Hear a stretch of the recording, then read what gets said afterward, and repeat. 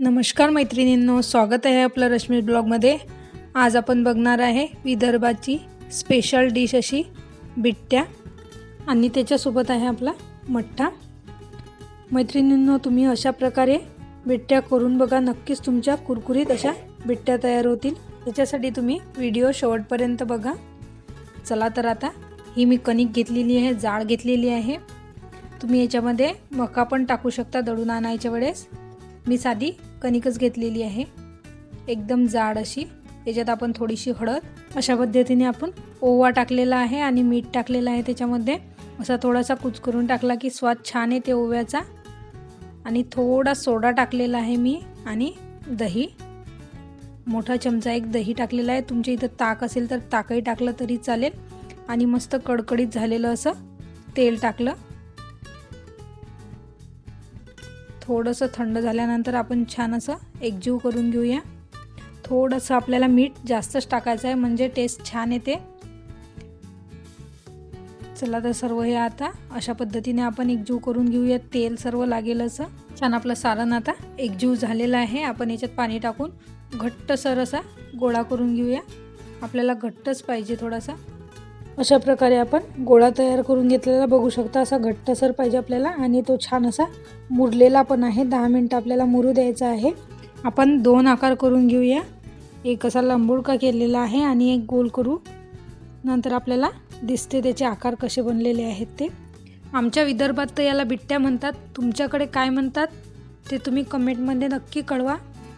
ज्या माझ्या मैत्रिणी विदर्भातल्या ज्या पाहणाऱ्या असतील त्यांना माहीत आहे की ती स्पेशल डिश आहे आपली। चला तर सर्व आता गोळे करून घेतलेले आहे। गोळे करायच्या आधीच मी पाणी ठेवून घेतलेलं होतं, त्याला आता उकळी आलेली आहे। थोडंसं त्याच्यात तेल टाकलेलं आहे मी पाण्यात, जेणेकरून आपले हे जे रोडगे आहेत ते चिटकणार नाही।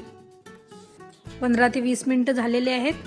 तुम्ही बघू शकता छानपैकी मस्त हे वाफवले गेलेले आहेत। तुम्ही बघू शकता जे आपले वाफवलेले जातात ते असे वर तरंगतात, खाली दबत नाही, म्हणजे ते चांगले उकडले गेलेले आहेत। वाफीने आपला कॅमेरा पण थोडासा ब्लर दिसत आहे। चला तर आपलं तेल पण तापलेलं आहे। चला आपण आता हे कापून घेऊया। चला तर आता हे आपण कापून घेऊया। अशा पद्धतीने आपण कापून घेतलेले आहेत, जास्त जाड पण नाही जास्त बारीक पण नाही। आणि जेव्हा आपला असा आकार दिसतो तेव्हा आपला छान असा तो रोडगा झालेला आहे अशा पद्धतीने। चला तर मस्तपैकी आता हे तळून घेऊया। आपण बघू शकतो 2 आकाराचे केले होते आपले। हे जे लंबुडका आकार घेतला होता तो त्याचे गोल झालेले आहेत आणि हे असे ब्रेड सारखे झालेले आहेत। थोडंसं आपल्याला तांबूस कलर होऊ द्यायचा आहे। तेल छान कडकडीतच पाहिजे याला।